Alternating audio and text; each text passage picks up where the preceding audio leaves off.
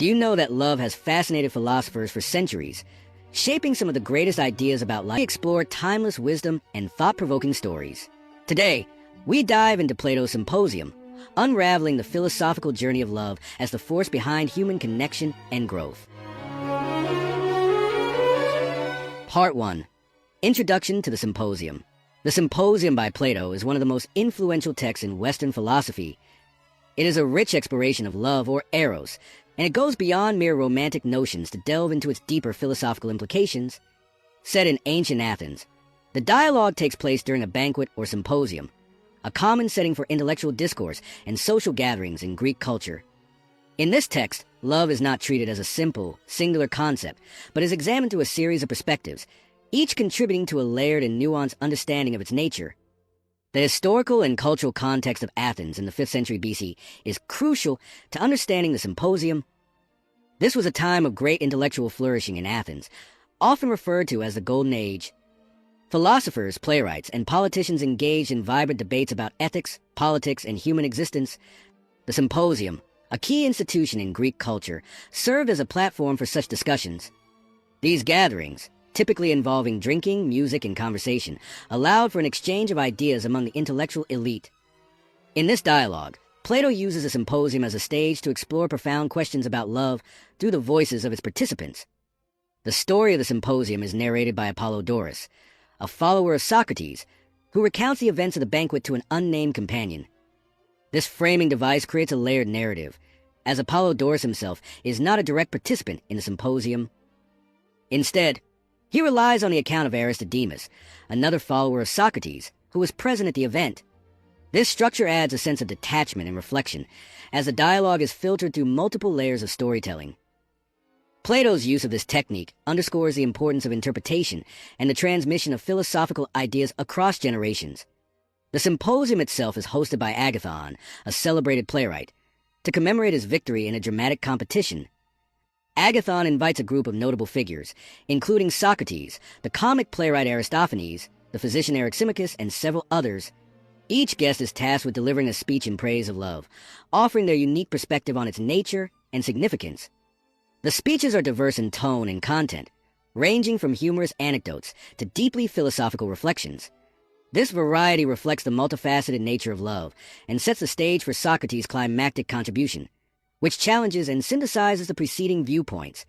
The dialogue begins with a focus on the immediate context of the banquet, creating a vivid picture of the atmosphere and dynamics among the participants. Plato's attention to detail in describing the setting, the personalities of the speakers, and their interactions adds depth and realism to the dialogue. These details are not merely decorative.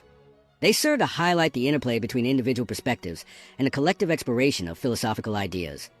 The Symposium's format, with its structured sequence of speeches, mirrors the philosophical progression of the dialogue itself. Each speech builds on or reacts to the previous one, creating a cumulative exploration of love that culminates in Socrates' profound insights. The concept of love, or eros, in the Symposium is far removed from the modern understanding of romantic love. In ancient Greek culture, eros encompassed a broad spectrum of meanings, from physical desire to spiritual aspiration. Plato's treatment of eros reflects this complexity, as he explores its role in human life, its connection to beauty and virtue, and its potential to elevate the soul. The dialogue's central question, what is love, is approached not through abstract definitions, but through lived experiences and philosophical reasoning. This approach allows Plato to engage with love as a dynamic and multifaceted phenomenon, rather than reducing it to a single, fixed concept. The opening speeches, delivered by Phaedrus and Pausanias, lay the groundwork for the dialogue's exploration of love. Phaedrus emphasizes the power of love as a motivator of great deeds, linking it to ideals of honor and sacrifice. Pausanias, in turn, introduces a distinction between two kinds of love: common love, associated with physical attraction, and heavenly love, which transcends the physical to focus on the soul and virtue. These initial perspectives set the stage for the more complex and abstract ideas that follow, as the dialogue moves from individual experiences of love to its universal and philosophical dimensions. Aristophanes' speech, with its mythological account of humans as originally androgynous being split in half by the gods, adds a layer of whimsy and depth to the dialogue. His story of love, as a search for one's missing half, introduces the idea of love as a quest for wholeness and completeness. This theme resonates throughout the dialogue, as the participants grapple with the tension between physical desire and spiritual aspiration. Aristotle, the physician, expands on this idea by framing love as a universal force that governs harmony and balance in all aspects of life, from human relationships to the natural world. Socrates' contribution, which draws on the teachings of the mysterious diatima, marks the philosophical climax of the dialogue. Through diatimous wisdom, Socrates presents love as a journey of ascent, beginning with physical attraction and culminating in the contemplation of the form of beauty. This ascent is not merely a progression of desires, but a transformative process that elevates the soul and leads to the attainment of wisdom and virtue. In this view, love is not an end in itself, but a means of achieving higher truths and aligning oneself with the divine. Socrates' speech challenges the earlier contributions by shifting the focus from the personal and immediate to the universal and eternal. The symposium concludes with a dramatic turn, as Alcibiades, a charismatic but controversial figure, bursts into the banquet in a drunken state. His speech, which praises Socrates rather than love, adds a personal and political dimension to the dialogue. Alcibiades' infatuation with Socrates and his inability to reconcile his admiration for Socrates' wisdom with his own flawed character underscore the tension between the ideal and the real. This final episode serves as a counterpoint to the philosophical discussions that precede it, grounding the abstract ideas of love in the messy realities of human relationships. Through its layered structure, diverse perspectives, and philosophical depth, the symposium remains a timeless exploration of love and its role in human life. It challenges readers to think beyond conventional notions of love and to consider its potential to inspire greatness, cultivate virtue, and lead to a deeper understanding of beauty and truth. As we delve deeper into each part of the dialogue, we will uncover the rich tapestry of ideas that make the symposium a cornerstone of philosophical inquiry. Part 2. The Context and Characters. The symposium is more than a dialogue about love. It is also a carefully constructed narrative that reflects the cultural and intellectual landscape of ancient Athens. The context in which the dialogue takes place is essential to understanding its themes and ideas. Athens in the 5th century BC was a hub of philosophical, artistic, and political activity, often regarded as the cradle of Western civilization. This period, known as the Golden Age of Athens, saw the rise of figures like Socrates, Pericles, and Sophocles, whose contributions shaped the cultural and intellectual legacy of the city. Plato's Symposium is deeply embedded in this context, reflecting both the intellectual vitality and the social practices of the time. The symposium itself was a central institution in Greek society, serving as both a social and intellectual gathering.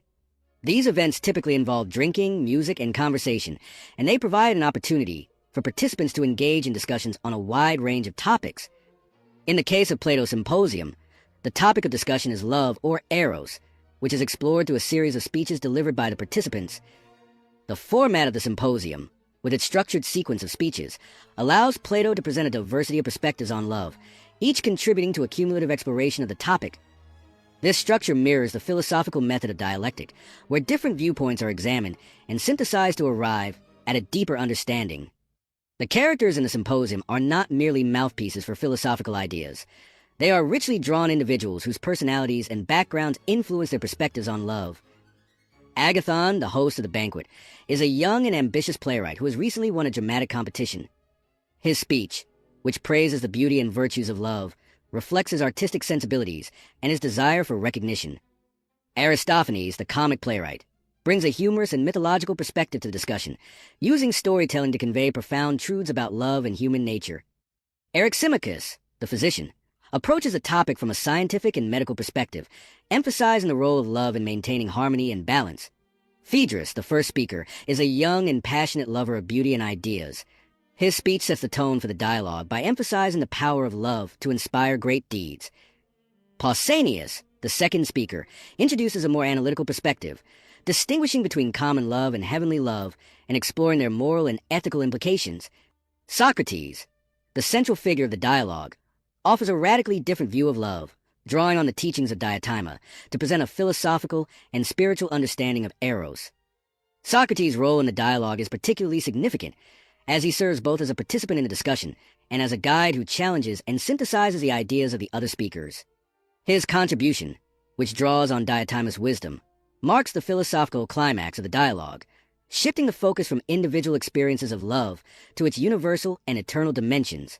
Socrates' ability to engage with and transcend the perspectives of the other speakers reflects Plato's broader philosophical method, where diverse viewpoints are examined and integrated into a coherent whole. The inclusion of Alcibiades, a controversial and charismatic figure in Athenian politics, adds a dramatic and personal dimension to the dialogue. Alcibiades' unexpected entrance near the end of the symposium introduces a tension between the philosophical ideals of love discussed earlier and the realities of human relationships. His speech, which praises Socrates rather than love, serves as a counterpoint to the philosophical discussions, highlighting the complexities and contradictions of love and practice.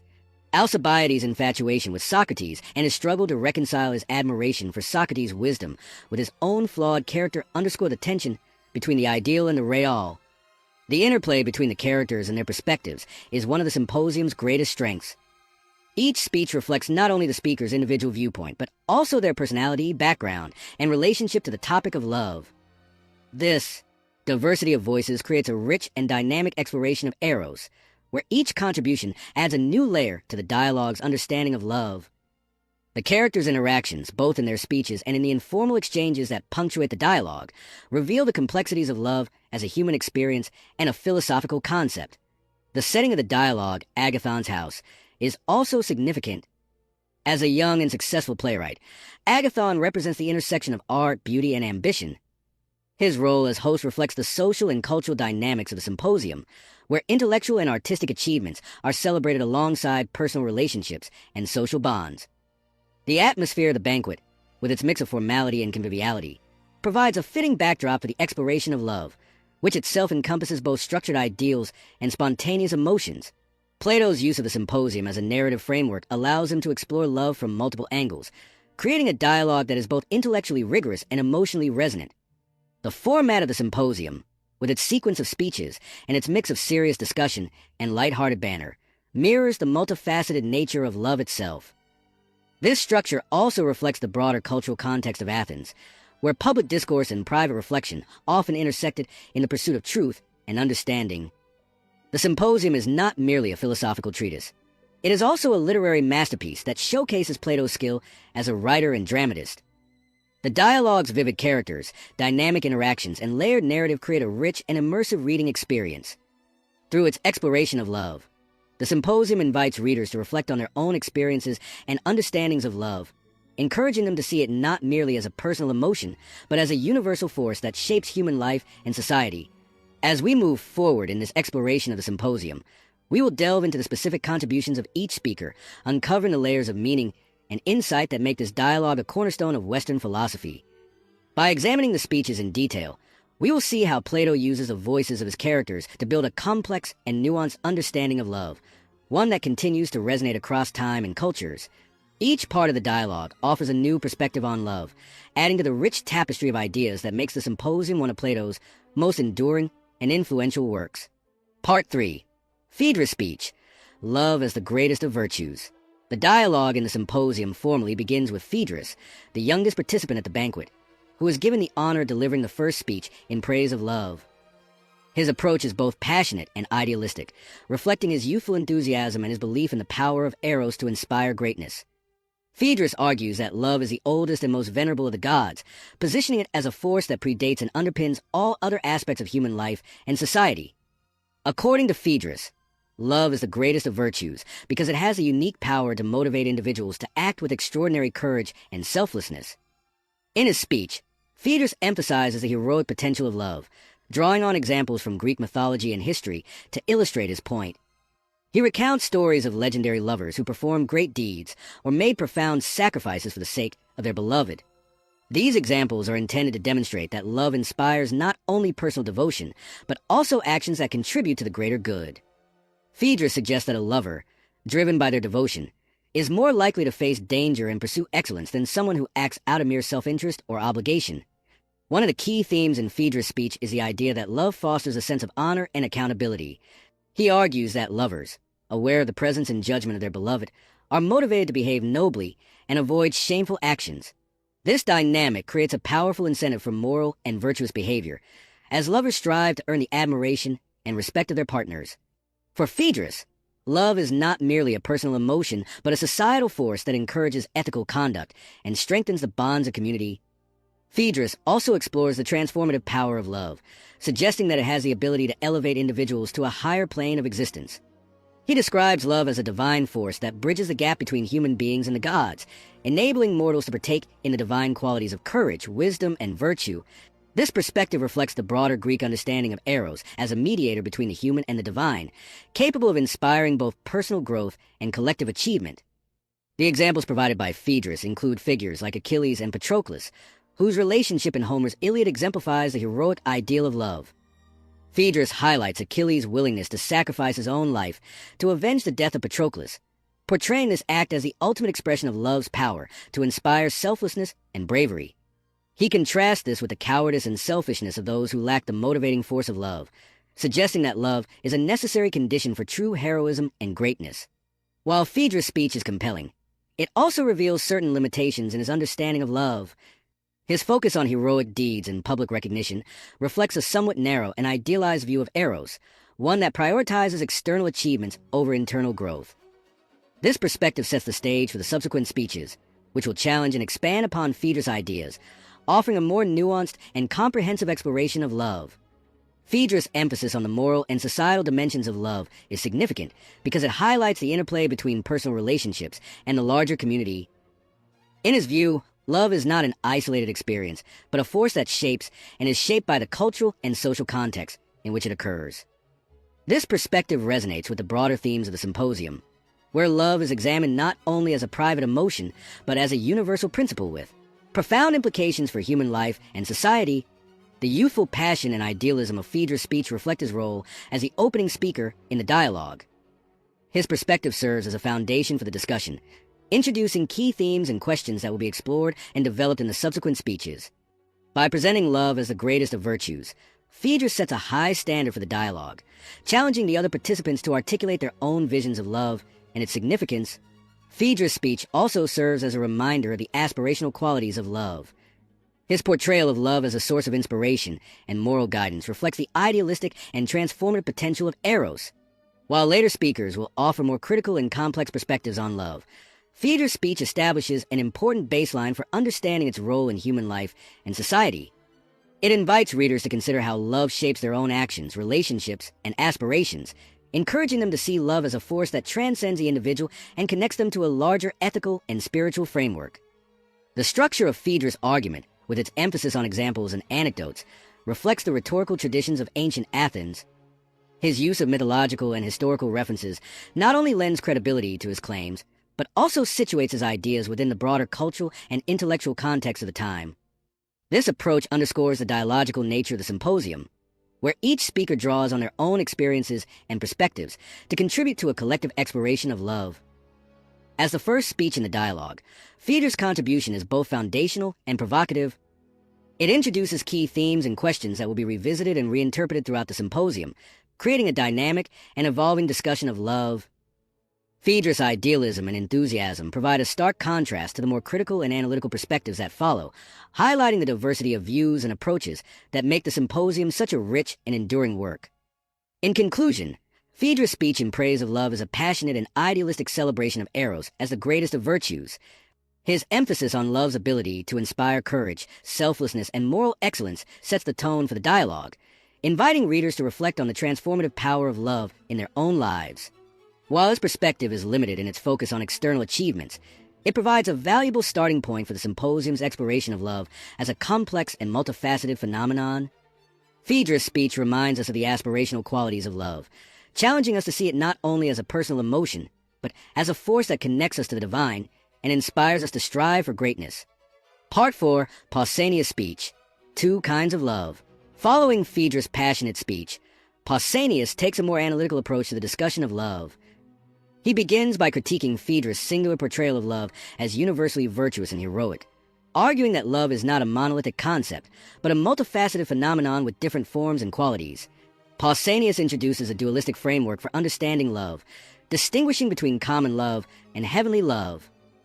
This distinction lays the foundation for a more nuanced exploration of love, emphasizing the importance of intention, context, and the moral character of the lover and the beloved.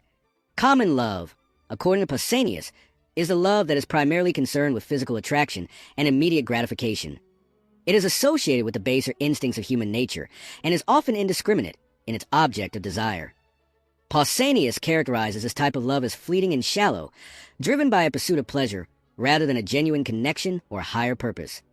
This form of love, he suggests, can lead to dishonorable behavior and exploitative relationships as it prioritizes selfish desires over mutual respect and moral growth. In contrast, heavenly love transcends the physical realm and is directed toward the soul rather than the body. This higher form of love is rooted in mutual admiration and a shared pursuit of virtue and wisdom. Pausanias associates heavenly love with relationships between older and younger men, a common practice in ancient Greece that was idealized as a form of mentorship and moral cultivation. In these relationships, the older partner serves as a guide and teacher, helping the younger partner develop intellectual and ethical virtues. This type of love, Pausanias argues, is enduring and noble, as it is based on a shared commitment to personal and collective betterment. Pausanias emphasizes a role of intention in determining the ethical value of a relationship. He argues that the mere existence of desire is not sufficient to define love as virtuous or honorable. Instead, it is the purpose and direction of that desire that matter. When love is motivated by a desire to cultivate virtue and wisdom, it becomes a force for good, contributing to the moral and intellectual development of both partners. However, when love is driven solely by physical attraction or selfish interest, it becomes a source of corruption and dishonor. To illustrate his argument, Pausanias draws on examples from Greek mythology and history. He contrasts relationships that exemplify heavenly love, such as the bond between Achilles and Patroclus, with those characterized by common love, which he portrays as superficial and morally questionable.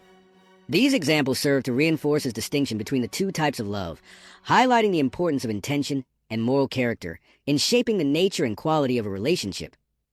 Pausanias also explores the societal implications of love, arguing that its expression and regulation are deeply influenced by cultural norms and values.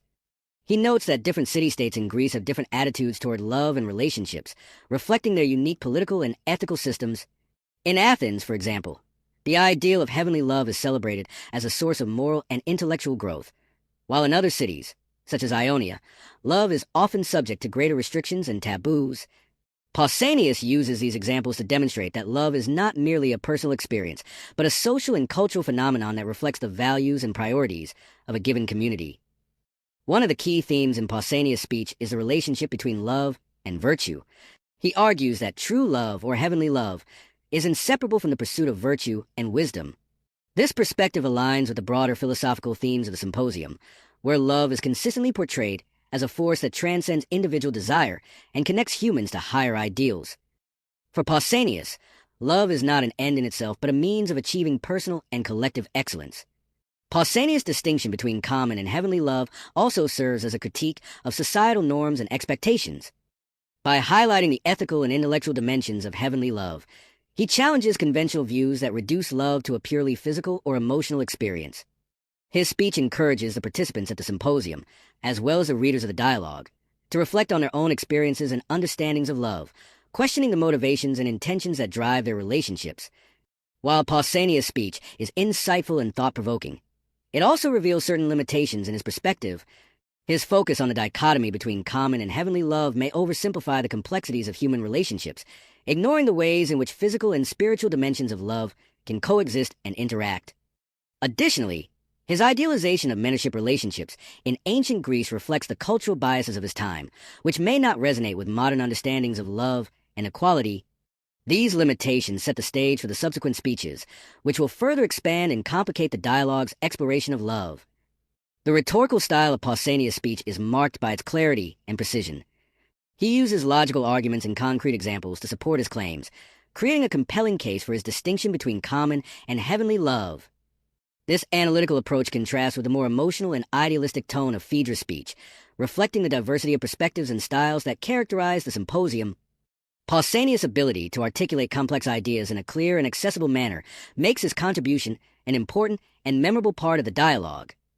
In conclusion, Pausanias' speech in the symposium provides a critical and nuanced exploration of love as a multifaceted phenomenon. His distinction between common and heavenly love highlights the importance of intention, context, and moral character in shaping the nature and quality of a relationship. By emphasizing the ethical and intellectual dimensions of love, Pausanias challenges conventional views and invites readers to consider the transformative potential of love in their own lives. His speech serves as a bridge between the passionate idealism of Phaedrus and the more abstract and philosophical perspectives that follow, enriching the dialogue's exploration of love as a universal and timeless force. Part 5. Aristotle Speech, Love as a Universal Force. Aristotle, the physician, takes the discussion of love in a new direction by broadening its scope beyond human relationships and into the realm of the natural world. His speech builds on the foundation laid by Phaedrus and Pausanias, but introduces a scientific perspective that highlights love as a universal principle governing harmony and balance in all aspects of existence. Aristotle's approach reflects his training as a physician and his belief in the interconnectedness of the body, mind, and cosmos. For him, love is not just a human experience, but a fundamental force that influences health, music, agriculture, and even the movements of the stars. Aristotle begins his speech by affirming Pausanias' distinction between common and heavenly love. However, he extends this dichotomy to the natural world, arguing that these two types of love manifest in the harmonious and discordant forces that shape the universe. In his view, heavenly love is associated with order, balance, and health, while common love corresponds to disorder, excess, and disease. This duality, he suggests, is evident in all aspects of life, from the functioning of the human body to the cycles of the seasons and the rhythms of music. As a physician, Aristotle emphasizes the role of love in maintaining the health and well-being of the body. He explains that health is a result of harmony between opposing forces, such as hot and cold, wet and dry, or tension and relaxation. Love, in this context, acts as a mediator that ensures these forces are properly balanced. When love is absent or distorted, the result is disease and dysfunction. Aristotle compares a physician's work to that of a conductor who orchestrates the various elements of the body to create a harmonious whole. This analogy underscores his view of love as an active and creative force that brings order to chaos. Aristotle also explores the role of love in music, which he describes as the art of creating harmony from contrasting tones. He argues that the principles of love and balance are evident in the relationships between high and low notes, fast and slow tempos, and loud and soft dynamics. Just as a skilled musician uses these elements to produce a pleasing composition, love harmonizes the diverse elements of existence to create beauty and unity. This perspective reflects the broader Greek understanding of eros as a force that transcends the physical and connects all aspects of life. In addition to health and music, Aristotle discusses the influence of love in agriculture and the natural world. He explains that farmers and gardeners rely on their understanding of the harmonious forces of love to cultivate crops and ensure a bountiful harvest. By nurturing the right conditions for growth, such as proper amounts of sunlight, water, and nutrients, they harness the power of love to create life and sustain the Earth's fertility.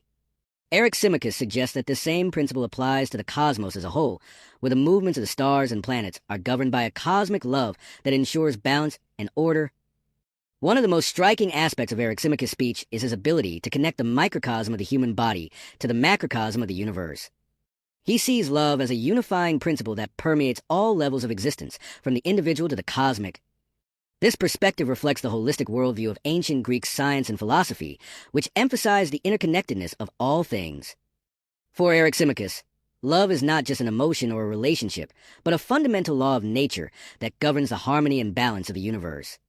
Aristotle also addresses the ethical dimensions of love, arguing that the proper cultivation and application of love lead to virtue and goodness. He suggests that individuals, like physicians, have a responsibility to nurture and guide love in themselves and others to promote harmony and well-being. This ethical perspective aligns with the broader themes of the Symposium, where love is consistently portrayed as a force that connects humans to higher ideals and values. By framing love as a universal principle, Aristotle invites the participants at the banquet to see their own experiences of love in a larger and more interconnected context.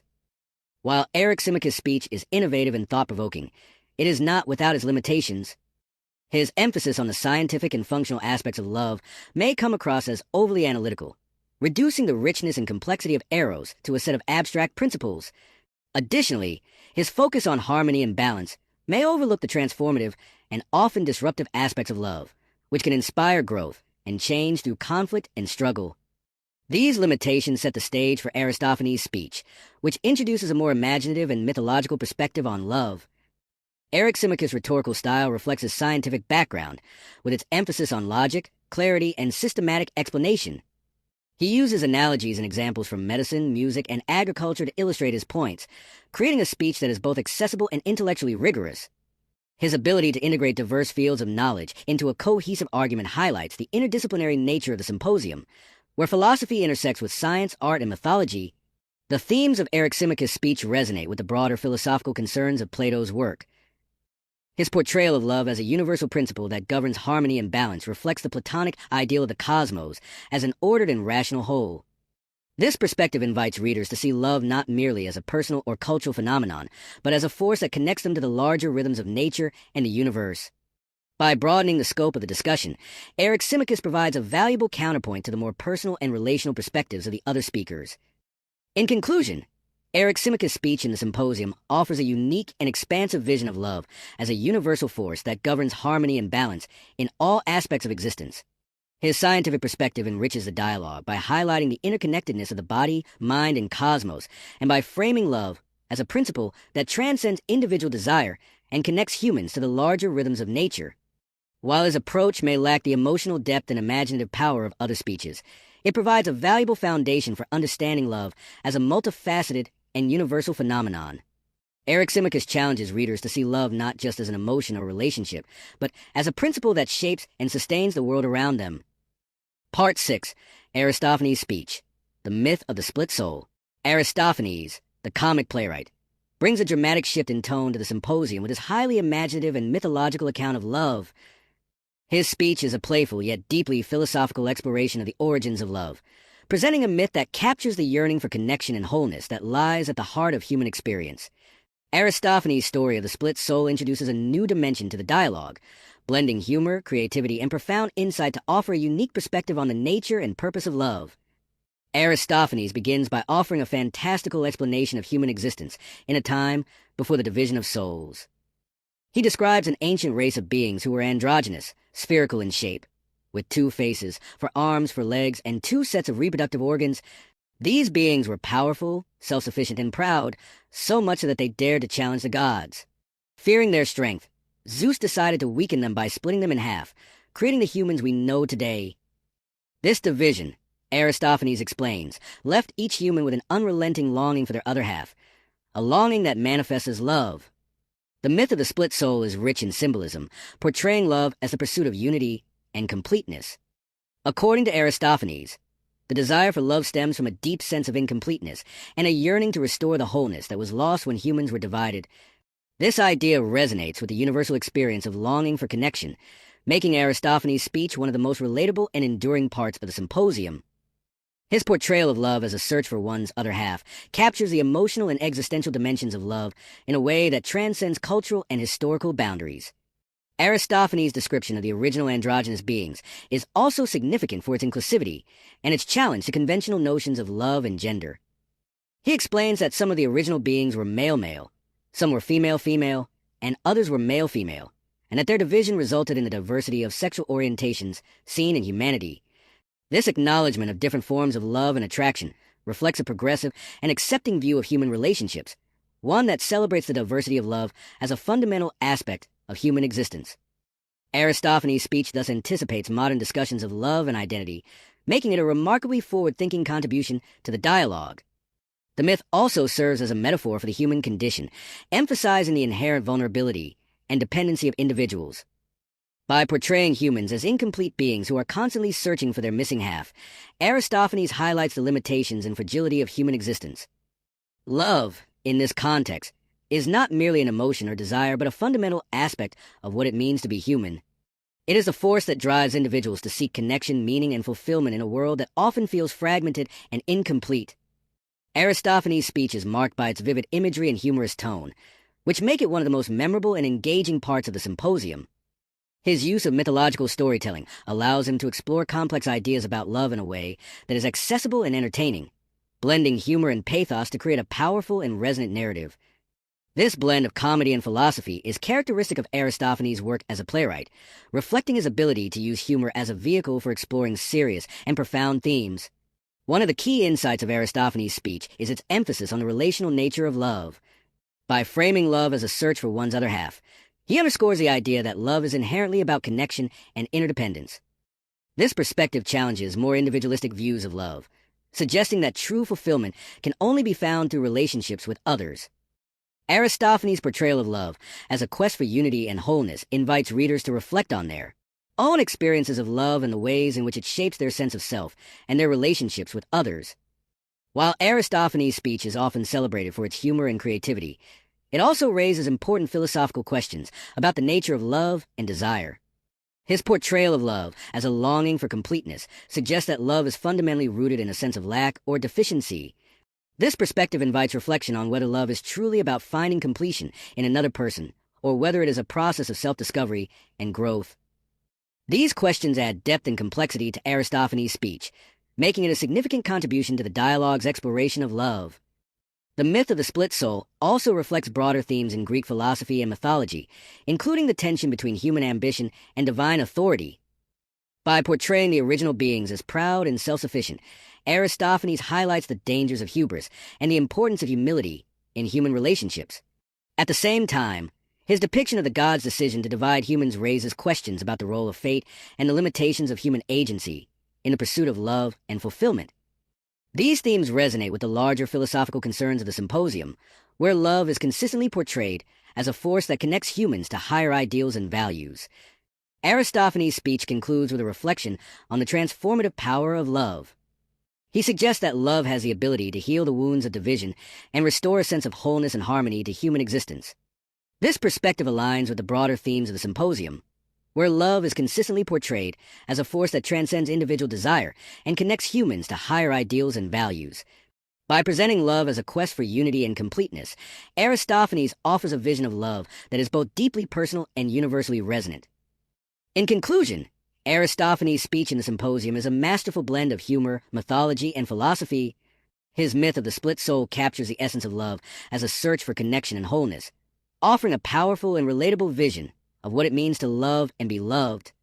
By emphasizing the relational nature of love and its role in shaping the human experience, Aristophanes provides a unique and enduring perspective on one of life's most profound mysteries.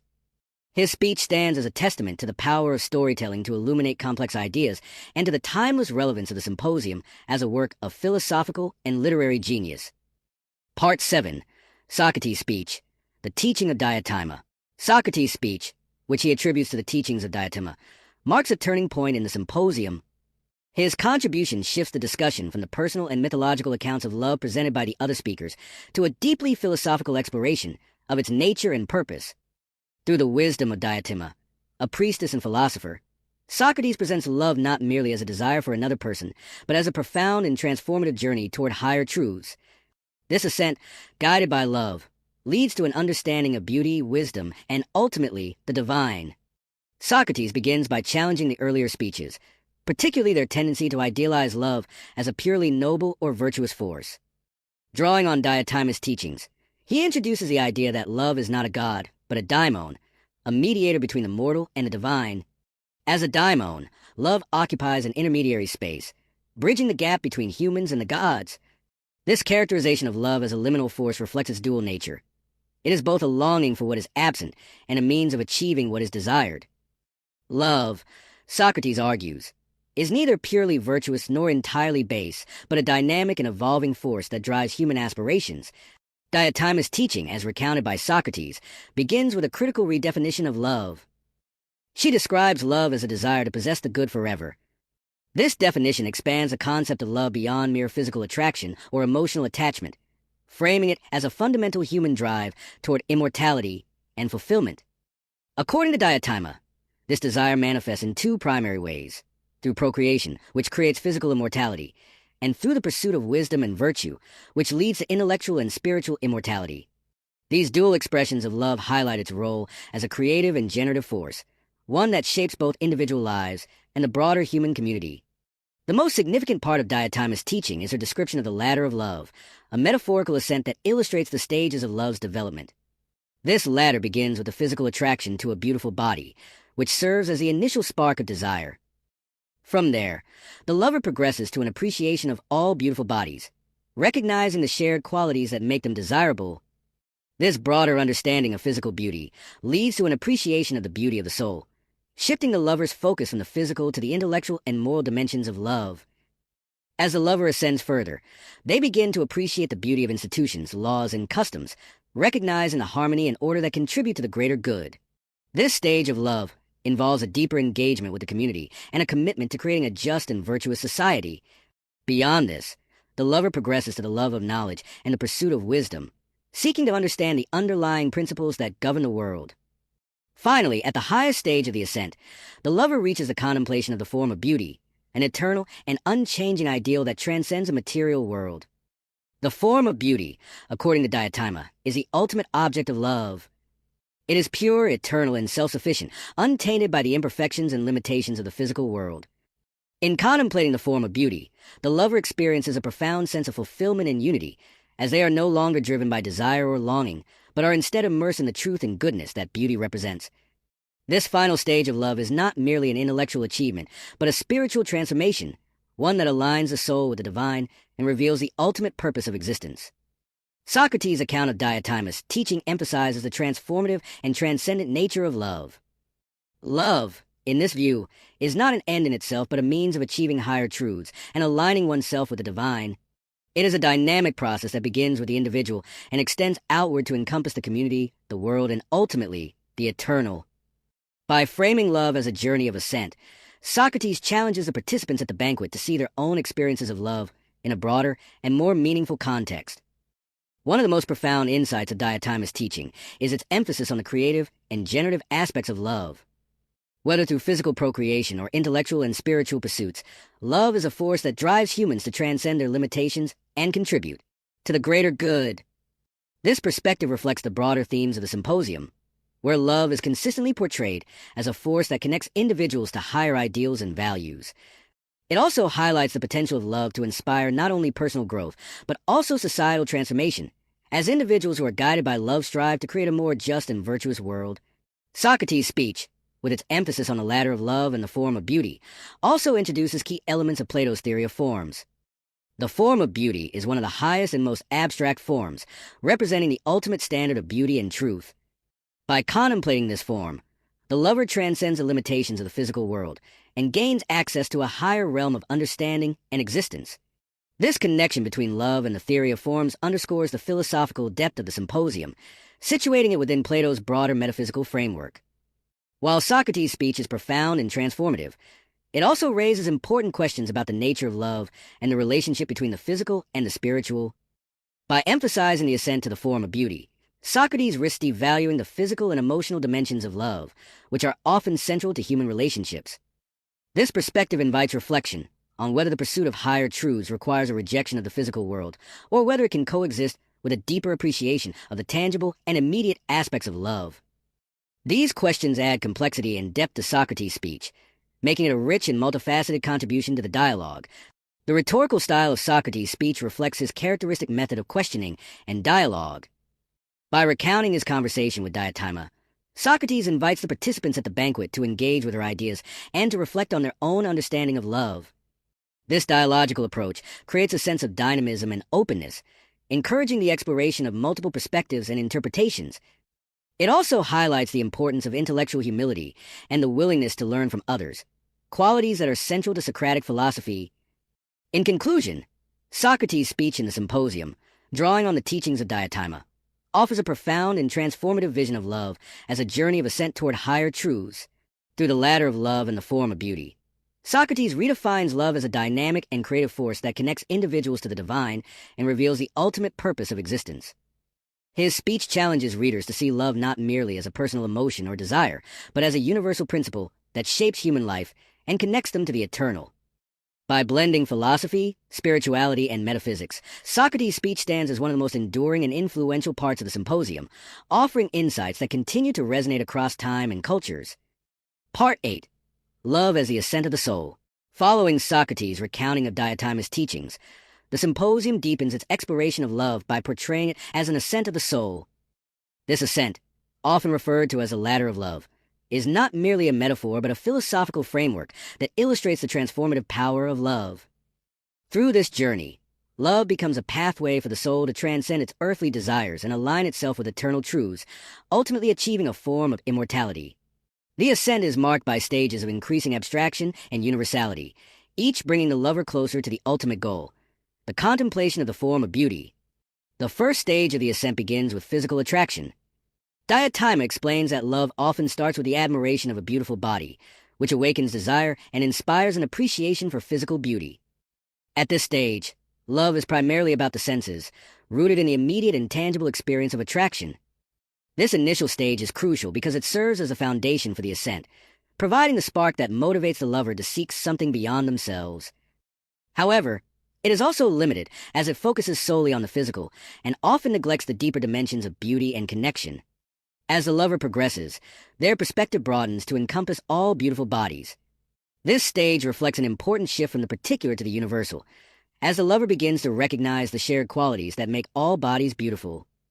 This broader appreciation of beauty encourages a lover to move beyond attachment to a single individual and to see beauty as a more general and universal phenomenon. At this stage, the lover starts to develop a deeper understanding of the nature of beauty, laying the groundwork for the ascent to higher levels of love. The next stage of the ascent involves a transition from physical to spiritual beauty. The lover begins to appreciate the beauty of the soul, focusing on qualities such as virtue, intelligence, and moral character. This stage represents a significant turning point, as the lover's desire becomes less about physical attraction and more about intellectual and emotional connection. It is here that love begins to take on a transformative quality, inspiring the lover to cultivate their own virtues and to seek relationships that are based on mutual respect and admiration. This stage also emphasizes the importance of education and mentorship, as the lover and the beloved work together to achieve personal and collective growth. Beyond the appreciation of individual souls, the lover ascends to the beauty of laws, customs, and institutions. At this stage, love transcends the personal and becomes a force for social and ethical engagement. The lover begins to see beauty in the harmony and order that govern human communities, recognizing the role of justice, wisdom, and virtue in creating a good and flourishing society. This stage highlights the interconnectedness of personal and collective well-being, showing how love can inspire not only individual transformation, but also broader social and cultural progress. The ascent continues with the love of knowledge and the pursuit of wisdom. The lover becomes increasingly drawn to the intellectual and philosophical dimensions of beauty, seeking to understand the principles and truths that underlie the world.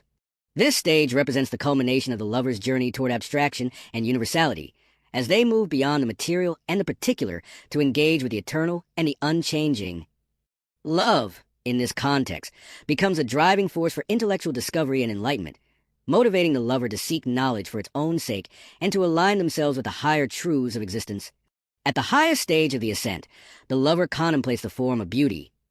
This ultimate and eternal ideal transcends all physical and material manifestations of beauty, representing the pure essence of what beauty truly is. The form of beauty is unchanging, self-sufficient, and eternal, existing independently of the imperfections and limitations of the physical world. In contemplating this form, the lover experiences a profound sense of unity and fulfillment, as they are no longer driven by desire or longing, but are instead immersed in the truth and goodness that beauty represents. This stage is not merely an intellectual achievement, but a spiritual transformation, as the lover's soul becomes aligned with the divine. The ladder of love, as described by Diotima, provides a powerful framework for understanding the transformative potential of love. It portrays love not as a static or finite experience, but as a dynamic and evolving process that guides the soul toward higher truths and deeper understanding. This journey of ascent reflects the dual nature of love as both a personal and a universal force, capable of inspiring individual growth and connecting humans to the eternal. It also highlights the creative and generative aspects of love, showing how it drives humans to transcend their limitations and to contribute to the greater good. One of the most significant aspects of the ladder of love is its emphasis on the interconnectedness of all stages of love. Each stage builds on the previous one, creating a cumulative and integrated process that leads to the ultimate goal of the ascent. This interconnectedness reflects the holistic nature of love, which encompasses the physical, emotional, intellectual, and spiritual dimensions of human experience. It also underscores the importance of balance and progression, as the lover must navigate each stage of the ascent to achieve true fulfillment and understanding. The ascent of the soul, as described in the Symposium, also raises important philosophical questions about the nature of desire and the relationship between the physical and the spiritual.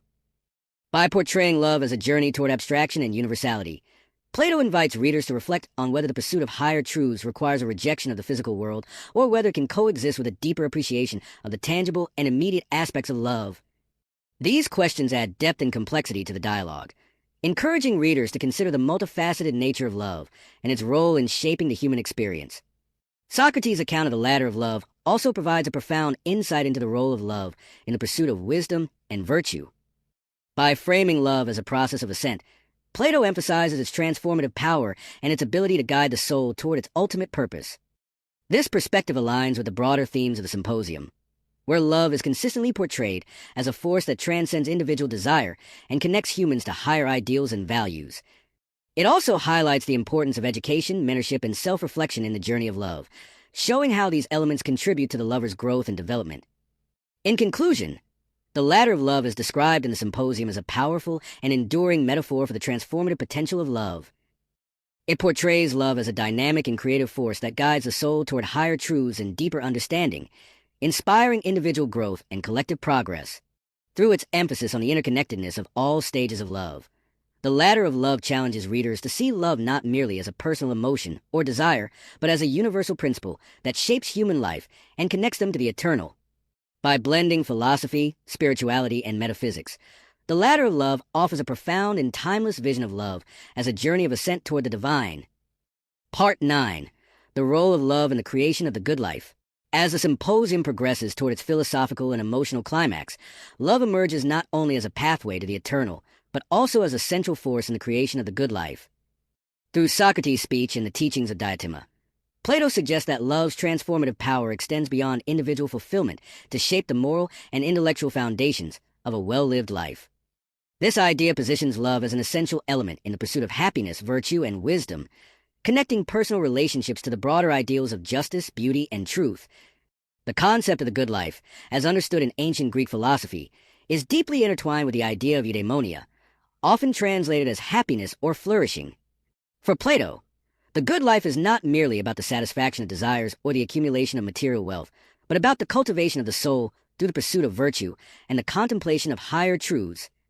In this context, love plays a crucial role as the motivating force that drives individuals to transcend their immediate concerns and to seek the deeper and more enduring sources of fulfillment. One of the key ways in which love contributes to the good life is by inspiring the cultivation of virtues.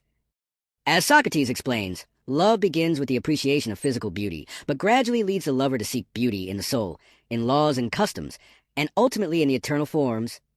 This progression encourages individuals to develop qualities such as wisdom, courage, and justice as they strive to align themselves with the higher ideals of love. By fostering these virtues, love not only enhances a lover's character, but also contributes to the well-being of the broader community. The connection between love and virtue is particularly evident in the idea of heavenly love, as described by Pausanias. Unlike common love, which is primarily concerned with physical pleasure and immediate gratification, heavenly love seeks to cultivate the intellectual and moral dimensions of a relationship. This form of love is rooted in mutual respect and admiration, as both partners work together to achieve personal and collective growth. Through this dynamic, love becomes a means of creating a good life not only for the individuals involved, but also for the society they inhabit. In addition to fostering virtue, love also plays a central role in the pursuit of wisdom. As Socrates recounts from Diotima's teachings, love is a desire for the eternal possession of the good, which manifests as a longing for knowledge and understanding. This intellectual dimension of love drives individuals to seek truth and to engage in philosophical inquiry, as they strive to comprehend the principles and patterns that govern the world. By guiding individuals toward the contemplation of the form of beauty and other eternal truths, love becomes a source of enlightenment and a pathway to the ultimate fulfillment of the soul. The creative and generative aspects of love also contribute to the good life by enabling individuals to leave a lasting legacy. Diotima describes two primary forms of procreation: physical procreation, which ensures the continuation of the species, and intellectual or spiritual procreation, which involves the creation of ideas, works of art, and other contributions to human culture. Through these acts of creation, love allows individuals to transcend their mortality and to contribute to the greater good. This generative aspect of love reflects its capacity to inspire not only personal transformation, but also societal progress and renewal. The role of love in the good life is not limited to its transformative and creative potential.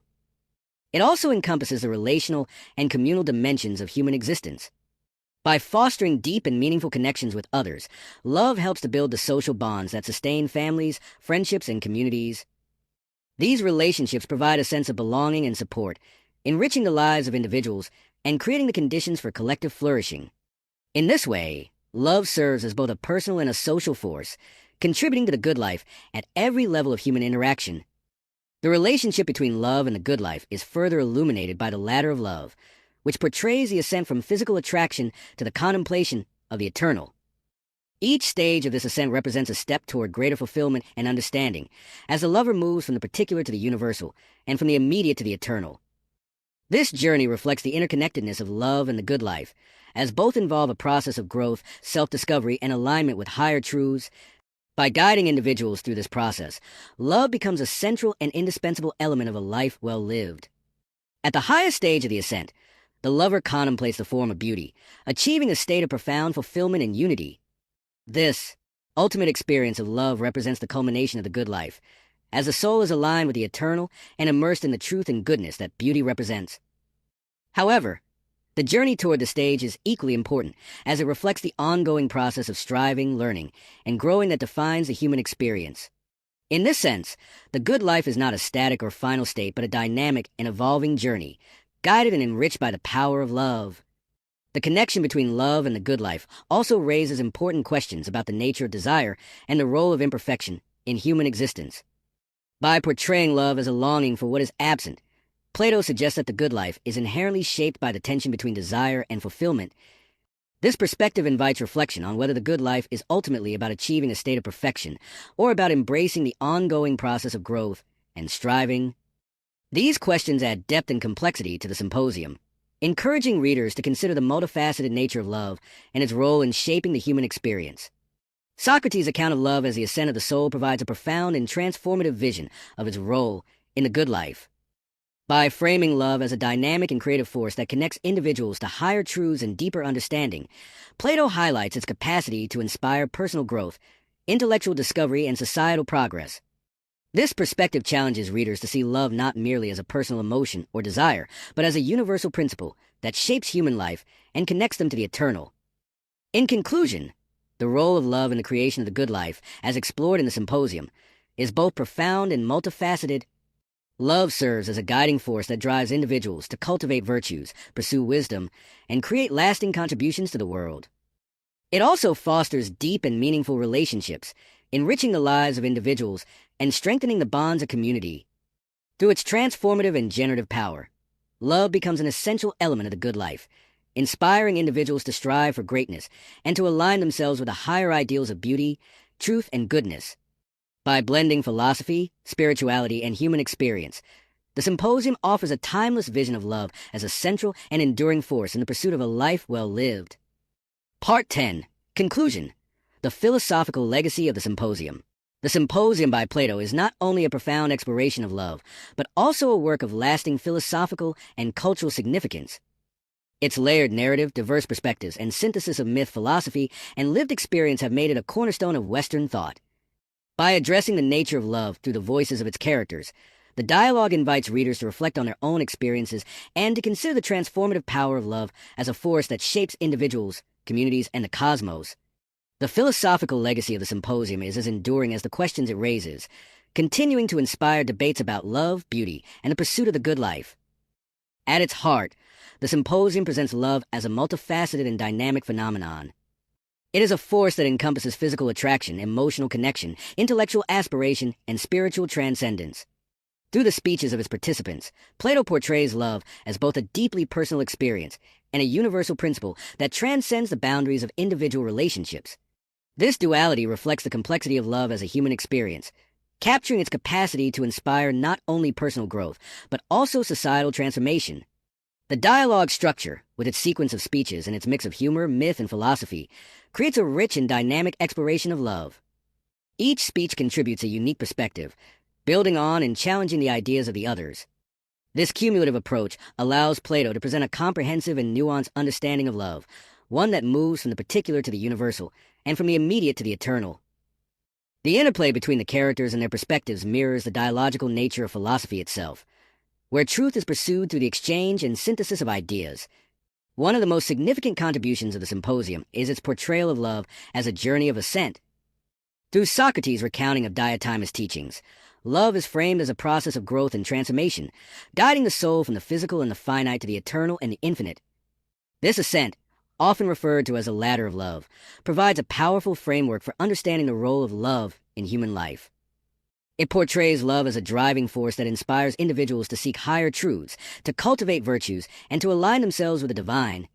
This vision of love as a pathway to the eternal has had a profound influence on subsequent philosophical and religious thought, shaping concepts of spiritual aspiration and enlightenment. The symposium also highlights the creative and generative aspects of love, emphasizing its role in both personal and cultural flourishing. Diotimous' description of procreation, whether physical or intellectual, underscores love's capacity to create and sustain life. This generative power reflects the dual nature of love, as both a force of desire and a source of fulfillment. By inspiring individuals to leave a lasting legacy, whether through children, ideas, or works of art, love connects the personal to the universal, creating a bridge between the finite and the infinite. This perspective resonates with the broader themes of Plato's philosophy, where the pursuit of truth, beauty, and goodness is seen as a process of creation and renewal. The dialogue's philosophical legacy extends beyond its exploration of love to its contributions to metaphysics, ethics, and aesthetics. The concept of the form of beauty, introduced in Socrates' speech, is a central element of Plato's theory of forms. This eternal and unchanging ideal represents the ultimate standard of beauty and truth, serving as the object of the soul's highest aspirations. By contemplating the form of beauty, individuals transcend the limitations of the physical world and gain access to a higher realm of understanding. This metaphysical framework has had a lasting impact on Western thought, influencing not only philosophy, but also art, literature, and theology. The ethical dimensions of the symposium are equally significant. Through its emphasis on the connection between love and virtue, the dialogue highlights the role of relationships in shaping moral character and promoting the common good. Love, in this context, is not merely a private emotion, but a social and ethical force that contributes to the flourishing of individuals and communities. This perspective reflects the broader Greek ideal of eudaimonia, where the good life is achieved through the cultivation of virtues and the pursuit of higher truths. By framing love as a pathway to virtue and wisdom, the symposium challenges readers to consider their own values and priorities, encouraging them to see love as a central and enduring element of a life well lived. The aesthetic dimensions of the symposium are also noteworthy. Through its vivid imagery, dramatic structure, and poetic language, the dialogue captures the beauty and complexity of love as a human experience. The use of myth, particularly in Aristophanes and Diotimous' speeches, adds a layer of imagination and creativity to the exploration of love. These mythological elements not only enrich the dialogue's philosophical themes, but also make its ideas more accessible and resonant. By blending the literary and the philosophical, the symposium creates a work that is as engaging and inspiring as it is intellectually rigorous. The symposium's legacy is evident in its influence on subsequent thinkers and traditions. Its exploration of love as a transformative and transcendent force has inspired philosophers, theologians, poets, and artists throughout history. From the Neoplatonists of late antiquity to the Romantic poets of the 19th century, Plato's vision of love has shaped ideas about beauty, truth, and the divine. The dialogue's impact extends beyond the realm of philosophy, resonating in fields as diverse as psychology, ethics, and cultural studies. Its timeless themes and universal insights continue to inspire and challenge readers, making it a work of enduring relevance and significance. At the same time, the symposium invites critical reflection on its limitations and assumptions. Its portrayal of love, while profound, is deeply rooted in the cultural and social context of ancient Athens, with its hierarchical relationships and idealization of mentorship. These elements may not resonate with contemporary understandings of love and equality. Moreover, the dialogue's emphasis on the intellectual and spiritual dimensions of love risks devaluing the physical and emotional aspects that are central to human relationships. These tensions add depth and complexity to the dialogue, encouraging readers to engage critically with its ideas and to reflect on their own perspectives. In conclusion, the symposium is a masterful and enduring exploration of love, offering a vision of its nature and purpose that is both profound and multifaceted. By portraying love as a journey of ascent, a creative force, and a pathway to the good life, Plato highlights its transformative potential and its capacity to connect individuals to higher truths. Through its blend of myth, philosophy, and lived experience, the symposium invites readers to reflect on their own experiences of love and to consider its role in shaping their lives and the world around them. As a work of philosophy, literature, and cultural history, the symposium stands as a timeless testament to the enduring power and mystery of love.